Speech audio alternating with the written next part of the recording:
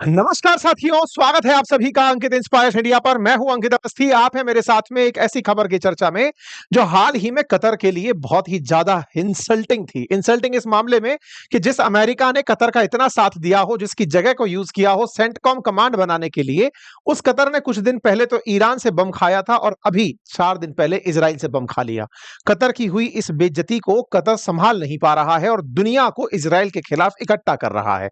इसी क्रम में यदि ये तस्वीरें आपको याद हो तो ये वो तस्वीरें हैं जिसमें हमास के कुछ जो आतंकी थे वो कतर में थे, टॉक्स करने के लिए आए हुए थे, सीज फायर के ऊपर वार्ता करने आए हुए थे और उनको इजराइल ने निशाना बना लिया था। मैं यहां पर एक तथ्यात्मक जानकारी आपको फिर दे दूं, क्योंकि इजराइल बार बार ये कहता आया है कि हमारा अगर कोई भी दुश्मन कहीं पर भी है और विशेष रूप से अगर वो हमास से संबंधित है तो हम उसे किसी भी देश में नहीं छोड़ेंगे।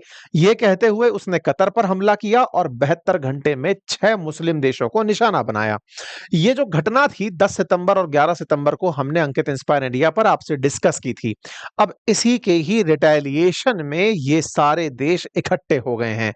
आपको याद होगा बेंजामिन नेतन्याहू का वो स्टेटमेंट जिसमें उन्होंने कहा इजराइल ने शुरू किया है, इजराइल करेगा और वो इसकी पूरी जिम्मेदारी लेता है। और इस बात को उन्होंने इसी तरह से बोला था कि हमास कहीं पर भी अगर है तो वो खत्म कर दिया जाएगा, दुनिया के किसी भी देश में हो। और ऐसा कहते हुए ही उन्होंने कतर के साथ साथ कुल 6 देशों के ऊपर, जो कि अरब देश ट्यूनीशिया भी था, फिर चाहे सीरिया था, यमन था, कतर था, लेबनान था, गाजा था, इन सब जगहों पर इन्होंने हमले कर दिए। ये जो पूरे हमले हुए, इस पूरे हमले के पीछे की पटकथा में केवल एक ही बात निकल कर आई कि जिस कतर ने ट्रंप पर इतना विश्वास किया, इजराइल ने उस पर गोला चला दिया। बस इसी को ध्यान में रखते हुए मुस्लिम ब्रदरहुड को याद दिलाने पाकिस्तान चला आया। सेम डे कतर पहुंचते हैं और कहते हैं कि सर आपके साथ बहुत बुरा हुआ है, आइए सबको बुलाइए। तो सबको बुलाने में अरब इस्लामिक समिट आयोजित की जाती है 14 और 15 सितंबर के दिन, और उस अरब इस्लामिक समिट के अंदर कतर इन सभी देशों के राष्ट्राध्यक्षों को इनवाइट करता है, इनके फॉरेन मिनिस्टर्स को इनवाइट करता है और बताता है कि हमें क्या करना चाहिए, क्योंकि अल्टीमेटली इजरायली डिफेंस फोर्सेस हम में से किसी भी देश को इसलिए निशाना बना सकती हैं कि हमारे यहां हमास का लीडर है। आपको यह तो याद होगा साथियों कि पिछले बार जब हमारे यहां पर पहलगाम हमला हुआ था, उससे पहले हमास के कुछ आतंकी पाकिस्तान में आए हुए थे। भविष्य में चूंकि इजरायली डिफेंस फोर्सेस ने यह कह रखा है कि वो दुनिया में कहीं भी हो हम अपने दुश्मनों को नहीं छोड़ेंगे, इससे यह बात तो निकलती है कि अब हमास अगर पाकिस्तान में भी है तो इजराइल उसे पाकिस्तान में भी निशाना बना सकता है। इसी के चलते इन सभी देशों ने मिलकर कसम खाई कि क्या हम सब लोग मिलकर के नाटो की तरह अपनी एक फोर्स ना बना लें। नाटो की फोर्स से तात्पर्य है जैसे नाटो के अंदर आर्टिकल 5 काम करता है, जो कहता है कि अगर नाटो कंट्रीज में किसी के ऊपर भी कोई देश हमला करेगा तो हम सब मिलकर जंग लड़ने जाएंगे। बिल्कुल उसी तर्ज पर दोहा में आए हुए ये अरब इस्लामिक कंट्रीज ने चर्चा की कि अगर हम में से किसी भी देश पर हमला हो तो हम क्यों ना अरब नाटो बना लें, यानी सब की सब देश मिलकर के एक साथ उस दुश्मन से लड़ने चले। इस आइडिया को दोहा के अंदर टेबल किया गया, रखा गया। इसीलिए ईरान ने कहा कि इस्लामिक नाटो होना चाहिए, इजिप्ट ने कहा बिल्कुल होना चाहिए, पाकिस्तान ने कहा ज्वाइंट फोर्सेस होनी चाहिए। तमाम प्रकार से दुनिया भर के देशों ने अपनी अपनी राय रख दी। आज के सेशन में हम जिक्र करेंगे कि क्या यह स्थिति अगर बनती है तो क्या कतर इजराइल से बदला लेगा, उस दिन का जब कतर के ऊपर इजराइल की तरफ से बिना पूर्व सूचना के हमास को निशाना बनाया गया था, जबकि कतर बार बार यही कहता रहा कि हमास में अपनी मर्जी से नहीं, अमेरिका के कहने पर उनको अपने यहां जगह दिया हुआ था। अमेरिका ने अच्छा सिला दिया मेरे प्यार का और बम मरवा दिया हमास के मेरे यार का। तो कुल मिलाकर के इन्होंने अल्टीमेटली ये नुकसान पाया कि दुनिया में जहां ये कतर अपनी इमेज बना रहा था कि मैं बहुत ही अच्छा देश हूं, दुनिया में शांति स्थापित करा सकता हूं, उसके साथ बहुत बड़ा धोखा हो गया। अच्छा, अब इस पूरी घटना को अब हम विस्तार से बताएंगे, क्योंकि कहीं ना कहीं इजराइल और अमेरिका के बीच भी कोई तो वार्ता चल ही रही होगी। और अगर ऐसा होता है तो क्या इजराइल वैसे ही 6 डे वॉर देखेगा जो 1967 में देखा था, जब अरब के कई देश एक साथ इजराइल के खिलाफ हमला करने निकल पड़े थे। अगर ये 50 देश एकजुट हो जाते हैं तो क्या इजराइल नया हमला देखेगा? और अगर ऐसा हमला होता है, इसकी सुगबुगाहट होती है, तो बाजार पर गहरा असर पड़ेगा। और ऐसे में बाजार से जुड़ी जानकारियों के लिए अगर आप चाहते हैं कि बाजार पर किस बात का कैसा असर पड़ता है, तो आप हमारे कोर्सेज जो फंडामेंटल ऑफ स्टॉक मार्केट और म्यूचुअल फंड्स हैं, आप उन्हें बातें बाजार की एप्लीकेशन से एक्सेस कर सकते हैं। हिस्ट्री, ज्योग्राफी, पॉलिटी, इकोनॉमी अगर जीएस फाउंडेशन लेवल पर पढ़ना चाहते हैं तो अपनी पाठशाला एप्लीकेशन को जाकर चेक कर सकते हैं। अब मैं आपको दो मेजर संगठनों के बारे में बता देता हूं। मेरे प्यारे साथियों, अरब भाषा बोलने के आधार पर अरब स्टेट्स का एक समूह बना हुआ है जिसे लीग ऑफ अरब स्टेट कहा जाता है। इसमें कुल मिलाकर के 22 देश शामिल हैं। इन 22 देशों में है Algeria, Bahrain, Comoros, Djibouti, Egypt, Iraq, Jordan, Kuwait, Lebanon, Libya, Mauritania, Morocco, Oman, Palestine, Qatar, Saudi Arab, Somalia, Sudan, Syria, Tunisia, UAE और यमन। ये सारे के सारे जो देश हैं, कुल मिलाकर 22 देश। असल में ये गल्फ के आसपास, यानी कि ये वाला जो अरेबियन गल्फ है, इसके आसपास और अरब वर्ल्ड जो उत्तरी अफ्रीका वाला हिस्सा है, यहां पर पाए जाते हैं। इन 22 देशों का एक समूह है जिसे लीग ऑफ अरब स्टेट कहा जाता है। और इसके पीछे और कोई भी बहुत बड़ा कंटेक्स्ट नहीं है कि इन्हें अरब स्टेट क्यों कहा जाता है, बस इसलिए कि साहब यहां पर अरेबिक भाषा बोली जाती है। 22 देश हैं। प्रीडोमिनेंटली ये सभी देश मुस्लिम देश हैं और ये एक जैसी कल्चर, एक जैसी भाषा, एक जैसा लिटरेचर साझा करते हैं। ठीक है साहब। इसी तरह से पूरी दुनिया के जो इस्लाम को मानने वाले देश हैं, उनमें से 57 देशों का एक समूह है जिसको ऑर्गेनाइजेशन ऑफ इस्लामिक कोऑपरेशन कहा जाता है। इसका उद्देश्य होता है इस्लाम को लेकर के आपस में एक दूसरे का साथ देना। इनकी संख्या 57 देशों की संख्या है। ये पूरी की पूरी लिस्ट है जिसमें कि ये 57 कंट्री शामिल है। पाकिस्तान जो है वो अरब लीग ऑफ अरब स्टेट का मेंबर नहीं है, वो ओआईसी का मेंबर है। अब मैं आपको यहां पर थोड़ा सा ये जो ओआईसी के सदस्य राष्ट्र हैं, इनसे हटकर पाकिस्तान की थोड़ी सी जानकारी दे देता हूं। इन ओआईसी के 57 देशों में एक पाकिस्तान भी है, ऑर्गेनाइजेशन ऑफ इस्लामिक कोऑपरेशन में। इकलौता वो पाकिस्तान ही देश है जिसके पास न्यूक्लियर वेपन है इन ओआईसी कंट्रीज में, नंबर 1। दूसरा, जो लीग ऑफ अरब स्टेट्स हैं, अगर उन देशों को भी मिला लिया जाए तो 57 उधर से और उधर की तरफ से 22, उनमें से 22 में से कुछ देश इस ओआईसी में भी कॉमन है। किसी भी देश के पास एक्सेप्ट पाकिस्तान न्यूक्लियर बॉम्ब नहीं है, इसलिए पाकिस्तान इन लोगों की नजर में बहुत इज्जत पाता है, नंबर 1। नंबर दूसरा, ये जितने भी देश आपको दिख रहे हैं, इनमें सबसे ज्यादा जो बड़ी स्थल सेना है वो इजिप्ट के पास है, जो कि नाटो की टास्क फोर्स के बारे में नाटो फोर्सेस की तरह अरब की फोर्सेस बनाने की बात करते हैं। ठीक है साहब। इन दोनों समूहों की मैंने चर्चा क्यों की, तो 52 उधर से 57 उधर से, कुल मिलाकर के इनको डायरेक्ट जोड़ दोगे तो गलतियां हो जाएंगी। दोनों में कुछ कॉमन देश भी हैं और ये मान के चलो कि 57 में ही वो 52 भी शामिल हैं। इन देशों को दोहा ने तत्काल प्रभाव से आमंत्रित किया, कहा कि लीग ऑफ अरब स्टेट्स और ओआईसी वाले तत्काल प्रभाव से दोहा पहुंचो। बोले क्यों? बोले 9 सितंबर को इजराइल ने हम पर हमला कर दिया, हमला किया, इससे हमारी संप्रभुता चैलेंज हो गई और इजराइल ने आप लोगों के लिए भी एक संदेश भेजा है। अब आप पूछेंगे ऐसा क्या भेज दिया इजराइल ने? इजराइल ने हाल ही में एक ऐसा शिगुफा छेड़ दिया जिसके चलते सारे की सारे अरब वर्ल्ड्स और ओआईसी कंट्रीज में एक डर का माहौल बन गया। इसी के चलते ये सारे देश यहां पर एकत्रित हुए। इस बीच में मिनिस्टर जो हैं कतर के, वो निकल करके यूके के नेताओं से मिल रहे हैं, एडवाइजर से मिल रहे हैं, स्पेनिश एम्बेसडर से मिल रहे हैं। मतलब कतर लगातार 9 सितंबर से अब तक दुनिया भर के एम्बेसडर से, उनके जनप्रतिनिधियों से, उन सबसे मुलाकात करता आ रहा है। ये तस्वीरें बताती हैं कि लगातार कतर की मीटिंग्स चल रही हैं अपना स्टैंड बताने के लिए कि हम पर हमला क्यों हुआ, जबकि हमने हमास को अमेरिका के कहने पर ही अपनी जगह दी हुई थी। बार बार इनके जो प्रधानमंत्री हैं कतर के, जिनका नाम है अब्दुल रहमान बिन जसीम अल थानी, ये हर जगह कतर का स्टैंड रखते हुए दिखाई दे रहे हैं। ठीक है साहब। ये मिनिस्टर ऑफ फॉरेन अफेयर्स के ट्वीट। अब कहानी यह आती है कि ऐसा क्या हो गया जिसके चलते 50 की 50 देश तैयार हो गए कि चलो हम चलते हैं कि असल में कतर के साथ क्या दिक्कत है। तो देखिए यहां पर एक चीज दिखाता हूं मैं।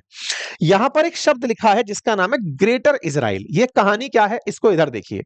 यहां पर मिनिस्ट्री ऑफ फॉरेन अफेयर्स अपने द्वारा मतलब लिखता है कि demonstrate Israel continued defiance of international will and charter of united nations as made evident by repeated statement from Israeli officials concerning annexation of Palestinian land and their pursuit of Greater Israel। असल में इन्होंने दुनिया वालों को बताया कि इन दिनों Netanyahu ने एक बड़ा ख्वाब देखा है, और वो ख्वाब क्या है? ग्रेटर इजराइल बनाने का। अब आप पूछेंगे ग्रेटर इजराइल क्या है? भारत की तरह अखंड भारत है क्या? तो ग्रेटर इजराइल क्या है, अब मैं आपको वो बता देता हूं। देखिए, असल में नेतन्याहू ने हाल ही के समय में इजराइल का एक वृहद रूप प्रस्तुत किया है कि इजराइल बड़ा कैसे हो। तो वो कुछ इस प्रकार से है थियोडोर हर्जिल के अकॉर्डिंग, जिसमें इजराइल की जो विस्तार है वो Jordan, Egypt, Lebanon, Syria, Iraq, Saudi, इन सभी देशों के अंदर ग्रेटर इजराइल के रूप के अंदर यहां पर इजराइल की कल्पना की जाती है। इसका मतलब समझिए कि इस समय नेतन्याहू ने दुनिया को बताया कि असल में तो हम ये वाले इजराइल हुआ करते थे, आज हम छोटी सी जगह के लिए क्यों लड़ रहे हैं, हमें तो असल में ग्रेटर इजराइल की कल्पना करनी है। अच्छा, ग्रेटर इजराइल दो सेंस में देखा जाता है। एक, जहां वेस्ट बैंक और गाजा पट्टी भी ना हो, उतना बड़ा इजराइल, इसको भी ग्रेटर इजराइल के भारत उसमें देखा जाता है। और एक ये वाला रूप जिसको मैं अब आपको दिखा रहा हूं, इसको आप ऐसे समझिए, जब अखंड भारत की बात आती है तो आरएसएस अपना जब अखंड भारत की बात करती है, अपने संसद भवन के अंदर अखंड भारत की जो तस्वीरें वो लगी हैं, चित्र बना हुआ लगा है, उसमें लेकर अफगानिस्तान से और म्यांमार तक और अफगानिस्तान तक, वहां तक इंडोनेशिया तक के क्षेत्र को अखंड भारत में रखा जाता है। एग्जैक्टली इजराइल भी कहता है कि ये सारे देश हमारे अखंड इजराइल की बात है, ग्रेटर इजराइल की बात करता है। ठीक है साहब, ये बात बोलते ही दोहा में सबको बुलाया गया कि बेटा सुनो, अभी तो तुम्हें लग रहा है कि कतर पर ही गोली मारी गई है, अगला नंबर तुम सबका है, हर देश के ऊपर इजराइल की नजर बनी हुई है। ग्रेटर इजराइल बकायदा एक विकिपीडिया पेज भी बना हुआ है, जिसमें ग्रेटर इजराइल के दोनों पार्ट, जिसमें इजराइल बिना गाजा सॉरी विद गाजा और वेस्ट बैंक को साथ मिलाकर के एक ग्रेटर इजराइल और एक बड़ा वाला इजराइल मैंने आपको बता दिया। अच्छा, अब ये सब बातें याद क्यों दिलाई गई? क्योंकि दोहा चाहता था कि ये सारे देश एकत्रित हों, यानी कतर चाहता था कि सारे देश एकत्रित हों और इजराइल को लेसन सिखाएं। अब लेसन सिखाना क्या पहली बार की बात है क्या? नहीं, एक बार ऐसे ही अरब देश इकट्ठे हुए थे इजराइल को लेसन सिखाने के लिए वर्ष 1967 में। वर्ष 1967 में 6 दिन के लिए लेके 5 जून से 11 जून तक अरब वर्ल्ड के सारे देशों ने, जो भी प्रमुखता से जिन्हें लगता था कि फिलिस्तीन नाम का एक देश होना चाहिए, इजराइल सर्वाइव ही नहीं करना चाहिए, उन्होंने मिलकर इजराइल पर हमला कर दिया था। और उस हमले की बदले की कार्रवाई में इजराइल ने अपने आसपास के जितने भी देश हैं उन सब के ऊपर गोला बारूद फेंकना शुरू किया। परिणाम यह निकला कि उस 6 दिवसीय युद्ध में इजराइल ने बड़ा हिस्सा इजिप्ट से छीन लिया, जॉर्डन से छीन लिया, सीरिया से छीन लिया, लेबनान से छीन लिया, गाजा पट्टी से छीन लिया, वेस्ट बैंक से, बहुत बड़े एरिया को इजराइल ने 6 दिन में अपने कब्जे में ले लिया था। वो जो 6 दिन का युद्ध था जिसमें अरब के बहुत सारे देश इजराइल के खिलाफ लड़े थे, कुछ वैसी ही कल्पना अब की जा रही है कि कहीं ऐसा तो नहीं कि कतर इन 50 देशों को एक साथ नाटो के नाम पे एकत्रित तो किए, पर इनमें एक जनरल कंसेंसस बना करके इजराइल पर हमला कर दिए। ठीक है साहब, अब मैं आपको थोड़ा सा इजराइल का ब्रीफ में इतिहास दे देना चाहता हूं। हालांकि हमें इसे मल्टीपल टाइम डिस्कस कर चुके हैं, बट फिर भी एक बार के लिए मैं आपके साथ में इसे साझा करना उचित समझूंगा। देखिए, 1918 से 1947 के बीच में ब्रिटिशर्स के कहने पर पैलेस्टीनियंस के बीच में जूस आकर बसना शुरू हुए थे। शुरुआत में इनकी परसेंटेज 6% थी, जो 1947 तक बढ़ते हुए 33% तक पहुंच गई थी। 1947 में धीरे धीरे जूस की संख्या पैलेस्टाइन में बढ़ते हुए 55% तक होने लगी और अरब लोगों की संख्या 45% तक ही रहने लगी। धीरे धीरे पैलेस्टीनियंस बाहर निकलने लगे, अरब लोग जूस लोग जो है यहां पर बढ़ने लगे। पैलेस्टीनियंस को जगह छोड़ता देख करके अरब के बहुत सारे देशों ने पैलेस्टीनियंस के हितों में इजराइल से लड़ने का निर्णय लिया। बस उसी युद्ध के अंदर 1967 में बड़ा युद्ध छिड़ा। इजराइल ने उन आसपास के तमाम देशों को जो फिलिस्तीन के समर्थन में आए थे जंग करने के लिए, उन्हें एक एक करके पछाड़ना शुरू किया। 5 जून 1967 से लेकर 11 जून 1967 तक चले इस युद्ध में इजराइल के खिलाफ जॉर्डन, मिस्र, इराक, कुवैत, सीरिया, सऊदी अरब, सूडान, अल्जीरिया, इन सब ने एक साथ मिलकर हमला बोला था। इन सबको उसने एक ही साथ पछाड़ दिया था। इस 6 दिवसीय युद्ध में इजराइल ने अपना महत्व स्थापित करते हुए इजिप्ट से सिनाई पेनिनसुला तक छीन लिया था, जिसकी शर्म के चलते इजिप्ट के पीएम पीएम को अपने पद से इस्तीफा तक देना पड़ गया था। नासिर को अपने पद से इस्तीफा देना पड़ गया था। लाखों की संख्या में लोगों की जान गई, बड़ी संख्या में लोग विस्थापित हुए और जगह छोड़ करके एक जगह से दूसरी जगह पैलेस्टीनियंस चले गए। खैर, ये सब बातें मैं आपको क्यों बता रहा हूं? क्योंकि ये जो हरकत हुई थी फिलिस्तीन के साथ में, ये जो हरकत हुई थी इजराइल के साथ में, इसी की ही परिणति फिलहाल 7 अक्टूबर को फिर से देखने को मिली, जब अरब वर्ल्ड की सहमति पर गाजा में रह रहे हमास ने इजराइल पर हमला किया, अक्टूबर 7 का अटैक किया। अक्टूबर 7 के अटैक के बदले ही इजराइल ने निर्णय लिया कि अब जब तक मैं गाजा से हमास को नहीं मिटा देता तब तक नहीं रुकूंगा, और तब से लेकर के अब तक इजराइल गाजा से बदला लेता आ रहा है। इसी के चलते हमास, जो कि इजराइल से निकल करके कतर में आकर शरण लिया हुआ था, या दुनिया के किसी भी देश में हमास शरण लिया हुआ था, नेतन्याहू ने उन्हें वहीं पर टारगेट किया।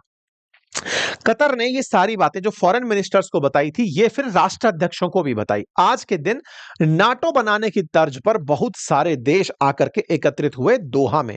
असल में नाटो के बारे में मैंने पहले भी बताया है। अमेरिका ने अपने समर्थन में 32 देशों का एक समूह बना रखा है जिसे नाटो कहा जाता है, जिसका उद्देश्य है आर्टिकल 5 के तहत किसी भी देश पर हमला हो उसके लिए बदला लेने जाना। बिल्कुल वैसे ही इन देशों ने कल्पना की कि इजराइल का हमला हम में से किसी के ऊपर भी हो तो क्यों ना हम मिलकर के एक अरब इस्लामिक नाटो फोर्स बना लें, जो कि इजराइल के खिलाफ कभी भी एक्शन लेने के लिए तैयार रहे।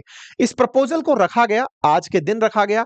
बाकायदा जो यहाँ के आमिर हैं दोहा के, कतर के, उन्होंने दुनिया भर के जितने भी राष्ट्राध्यक्ष पहुंचे उन सबका वेलकम किया, मतलब अपने साथ में बिठाया, चर्चा की कि कतर वास्तविकता में किस तरह की स्थिति से गुजर रहा है, और उन सबको ऐसे ही एहसास दिलाया जैसे जेलेंस्की यूरोपियन देशों को एहसास दिलाते हैं कि सर या तो बचा लो नहीं तो फिर युद्ध की तैयारी देख लो।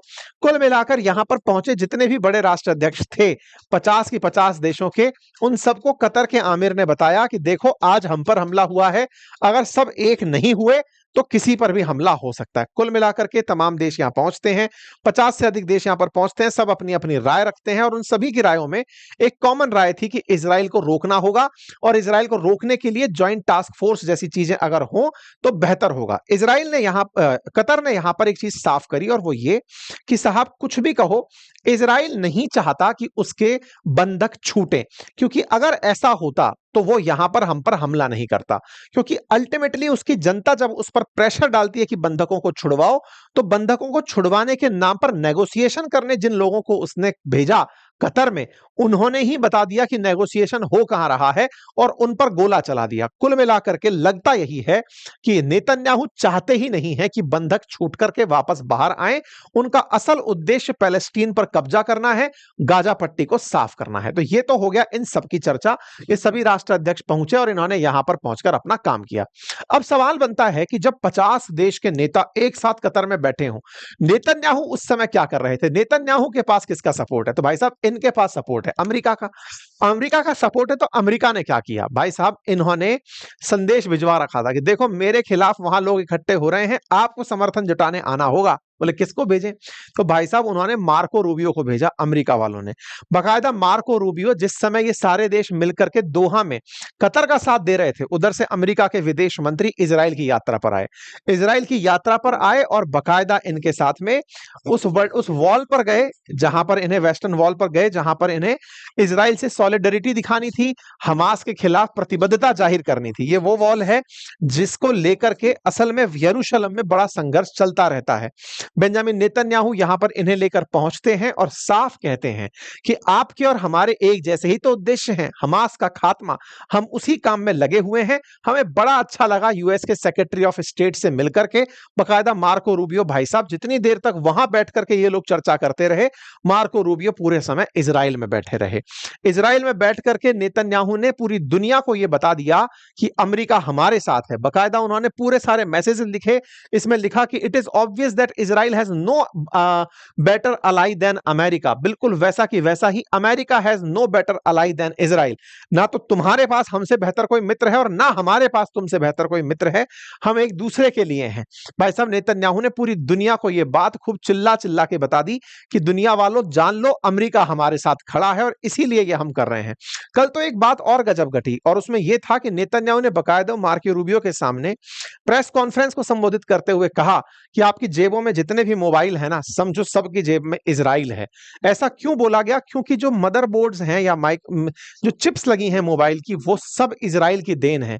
इजराइल इस बात का ही सबसे बड़ा दंभ पालता है कि टेक्नोलॉजी चलती कहीं से भी हो, उनकी खोज इजराइल में ही होती है, इजराइलियों द्वारा होती है। खैर, फिलहाल के लिए यहां से मार्को रूबियो नेतन्याहू को शांत करके कि भैया रुक जाओ, मत मारो किसी को भी। अब दूसरी तरफ यहां से उतर करके अब वो जा रहे हैं मार्को रूबियो कतर की यात्रा पर, और कतर जाएंगे इसलिए ताकि अमेरिका के खिलाफ जो कतर के दिमाग में थोड़ा भाव दुर्भावना पैदा हुई है कि तुम्हारा सेंटकॉम हमारे यहां बैठा है फिर भी हमारे यहां गोले पड़ रहे हैं, उनको मनाने जाएंगे। ट्रंप से पूछा गया, सर आपको पता है कि ऐसा ऐसा हुआ, इजराइल ने कतर के साथ ऐसा किया, तो इन्होंने कहा उन्होंने गलती की, ऐसा नहीं करना चाहिए था, वो नहीं जानते कि कतर हमारा कितना बड़ा मित्र है। कुल मिलाकर के अब नाटो की तरह ही कुछ फोर्स बना ले तो ही शायद इजराइल के इरादों से बच पाएंगे, अदरवाइज इजराइल तो पूरा मन बना करके हमास को दुनिया के किसी भी कोने में खोज कर मारने की तैयारी कर रहा है। आप लोगों को इस तैयारी को देखकर क्या लगता है कि क्या वाकई में यह संभव हो पाएगा? जैसे अमेरिका ने नाटो बना लिया, ऐसे ही क्या ये 50 देश मिलकर के इजराइल के खिलाफ अरब नाटो बना पाएंगे, ऐसा संगठन बना पाएंगे जो कि इजराइल के हमला करते ही एक साथ ये सब की सब टूट पड़े? क्या आपको वाकई में लगता है? अगर लगता है तो कमेंट बॉक्स में जरूर बताइएगा, अपनी राय साझा करिएगा, वीडियो को ज्यादा से ज्यादा साथियों से साझा करिए, चैनल पर नए हैं तो सब्सक्राइब कर लीजिए। और हाँ, अगर स्टॉक मार्केट और म्यूचुअल फंड से जुड़ी नॉलेज चाहिए तो बातें बाजार की एप्लीकेशन आपके लिए कमेंट बॉक्स में पिन किया हुआ है, जाकर वहां कोर्सेज को चेक कर सकते हैं। और हमारे जो कोर्सेज हैं हिस्ट्री, ज्योग्राफी, पॉलिटी, इकोनॉमी के, उन्हें भी आप अपनी पाठशाला एप्लीकेशन से ज्वाइन कर सकते हैं। फिलहाल के लिए इतना ही। अपना ख्याल रखें। बहुत बहुत धन्यवाद।